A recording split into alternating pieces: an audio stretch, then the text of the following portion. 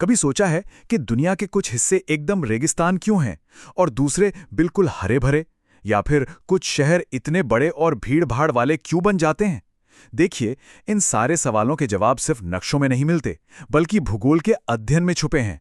आज हम यही समझेंगे कि भूगोल सिर्फ जगहों के नाम रटने का नाम नहीं है, बल्कि ये हमारी दुनिया की एक बहुत बड़ी पहेली को सुलझाने जैसा है। तो हमारा आज का सफर कैसा दिखेगा? चलिए एक नजर डालते हैं। हम शुरू करेंगे बिल्कुल बेसिक से कि भाई भूगोल है क्या, फिर जानेंगे कि इसे पढ़ना क्यों जरूरी है। इसके बाद हम इंसान और प्रकृति के दिलचस्प रिश्ते को समझेंगे और ये भी देखेंगे कि कैसे भूगोल बाकी विज्ञानों को आपस में जोड़ता है। और आखिर में हम इसकी अलग-अलग शाखाओं और आज की टेक्नोलॉजी की दुनिया में इसकी क्या भूमिका है, इस पर भी बात करेंगे। तो चलिए इस रोमांचक सफर पर निकलते हैं। तो चलिए अपनी पड़ताल शुरू करते हैं सबसे पहले और सबसे बुनियादी सवाल से। आखिर ये भूगोल है क्या? हम सब कहीं ना कहीं रहते हैं, है ना? पर क्या हमने कभी रुककर ये सोचा है कि हमारी वो जगह वैसी क्यों है जैसी वो है? इसी क्यों में भूगोल का पूरा सार छिपा है। ये सिर्फ ये जानना नहीं है कि दिल्ली कहाँ है, बल्कि ये समझना है कि दिल्ली एक इतना बड़ा महानगर क्यों बना। ये हमारे आसपास के माहौल और हमारी जिंदगी पर उसके असर को समझने का विज्ञान है। और पता है मजेदार बात क्या है? भूगोल शब्द खुद अपनी कहानी बताता है। ये दो ग्रीक शब्दों से मिलकर बना है। जियो, जिसका मतलब है पृथ्वी, और ग्राफोस, जिसका मतलब है वर्णन करना। तो इसका सीधा सा मतलब हुआ पृथ्वी का वर्णन करना। और ये शब्द हमें दिया था एक प्राचीन यूनानी विद्वान इराटोस्थेनीज ने, जो इस फील्ड के शुरुआती जानकारों में से एक थे। और यहीं पर बात और भी गहरी हो जाती है। भूगोल पृथ्वी को सिर्फ चट्टानों और पानी का गोला नहीं मानता, ये इसे हमारा घर मानता है, हम इंसानों का घर। और जब हम किसी जगह को अपना घर मानने लगते हैं तो हम उसकी परवाह भी करने लगते हैं, है ना? तो एक ज्योग्राफर की तरह कैसे सोचा जाए? ये सब 3 आसान से सवालों से शुरू होता है। पहला, क्या? मतलब हम किस चीज को देख रहे हैं? मान लीजिए हम दुनिया के बड़े शहरों को देख रहे हैं। फिर आता है दूसरा सवाल, कहाँ? हम देखते हैं कि इनमें से ज्यादातर शहर या तो नदियों के किनारे हैं या समुद्र तट पर। और फिर आता है सबसे बड़ा सवाल, क्यों? तब हम खोजते हैं कि ऐसा इसलिए है क्योंकि पानी के रास्ते व्यापार और ट्रांसपोर्ट के लिए आसान थे। यही क्यों है जो भूगोल को सिर्फ फैक्ट्स की लिस्ट से निकालकर एक खोज का विज्ञान बना देता है। ठीक है, तो अब हम ये तो जान गए कि भूगोल क्या है, पर सवाल ये है कि हमें इसकी परवाह क्यों करनी चाहिए? मतलब हमारी रोज की जिंदगी में इसका क्या काम? अरे इसके तो बहुत सारे प्रैक्टिकल फायदे हैं। ये हमें समझाता है कि दुनिया में इतनी अलग अलग संस्कृतियां और माहौल क्यों हैं, उनकी सराहना करने में मदद करता है। साथ ही ये हमें जीआईएस जैसे जबरदस्त टूल सिखाता है, जो असल में स्मार्ट मैप्स होते हैं।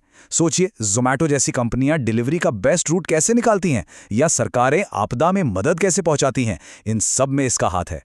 आखिर में अपने आसपास की दुनिया को समझना हमें एक बेहतर नागरिक बनने और अपने भविष्य को बनाने में मदद करता है। चलिए अब बात करते हैं भूगोल के दिल की, यानी इंसान और प्रकृति के बीच के उस रिश्ते की, उस अनोखे डांस की जो सदियों से चला आ रहा है।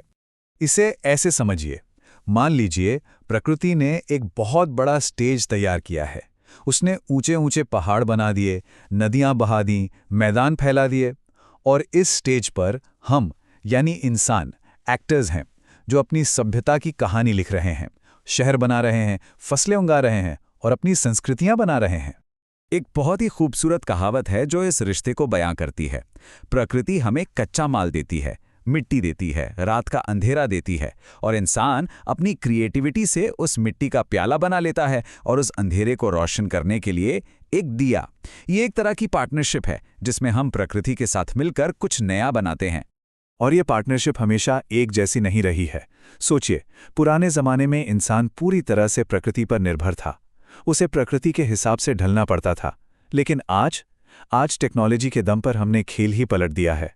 हम रेगिस्तान में शहर बना सकते हैं और सर्दियों में भी स्ट्रॉबेरी उगा सकते हैं। हम ज़रूरत की स्थिति से निकलकर आज़ादी की स्थिति की तरफ बढ़ गए हैं, जहां हम अपने माहौल को खुद आकार दे सकते हैं। भूगोल की एक और सुपर पावर पता है क्या है? कि वो अकेला काम नहीं करता।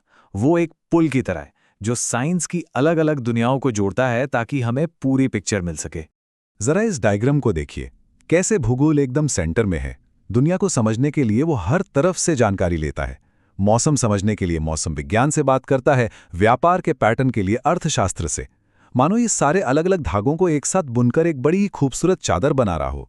कभी सोचा है कि भूगोल इतिहास का रुख कैसे मोड़ सकता है? भारत का ही उदाहरण लीजिए।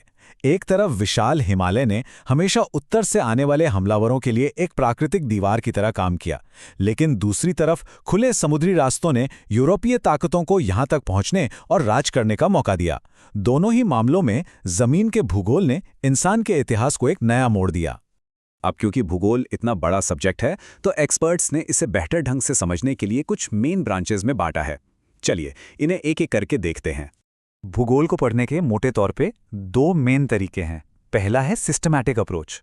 सोचिए एक डॉक्टर है जो पूरे शरीर के सिर्फ सर्कुलेटरी सिस्टम को पढ़ रहा है। एक सिस्टमैटिक ज्योग्राफर भी पूरी दुनिया में जलवायु जैसी किसी एक चीज का अध्ययन करता है। दूसरा तरीका है रीजनल। ये उस डॉक्टर की तरह है जो सिर्फ हाथ को देखता है, लेकिन उसमें मौजूद हर चीज को, उसकी हड्डी, मांसपेशी, नसें, सब कुछ। एक रीजनल ज्योग्राफर भारत जैसा कोई एक क्षेत्र लेता है और वहां की हर चीज का अध्ययन करता है। और इन्हीं तरीकों के अंदर आती हैं कुछ खास ब्रांचेस, जैसे भौतिक भूगोल। ये पूछती है पहाड़ कैसे बने, ये पृथ्वी के नेचुरल सिस्टम के बारे में है। फिर है मानव भूगोल। इसका सवाल है लोग शहरों में क्यों बसते हैं, ये लोगों और उनकी बनाई दुनिया के बारे में है। और फिर आती है जीव भूगोल। ये जानना चाहती है पेंगुइन सिर्फ अंटार्कटिका में ही क्यों मिलते हैं, ये धरती पर जीवन के फैलाव के बारे में है। तो ये तो हुई थियरी की बात। चलिए अब सीधे आज के दौर में आते हैं और देखते हैं कि मॉडर्न युग में भूगोल कैसा दिखता है। टेक्नोलॉजी ने भूगोल में जो क्रांति की है वो कमाल की है। सोचिए, पुराने जमाने में खोजकर्ता हाथ से नक्शे बनाते थे और आज कंप्यूटर ये काम चुटकियों में कर देते हैं। और भविष्य तो और भी जबरदस्त है। जीपीएस जो हमें बताता है कि हम कहाँ हैं, रिमोट सेंसिंग जो सैटेलाइट से धरती की तस्वीरें लेता है, और जीआईएस जो इस सारी जानकारी को स्मार्ट मैप्स में बदल देता है ताकि हम उसे समझ सकें। इन नए टूल्स ने भूगोल का चेहरा ही बदल दिया है।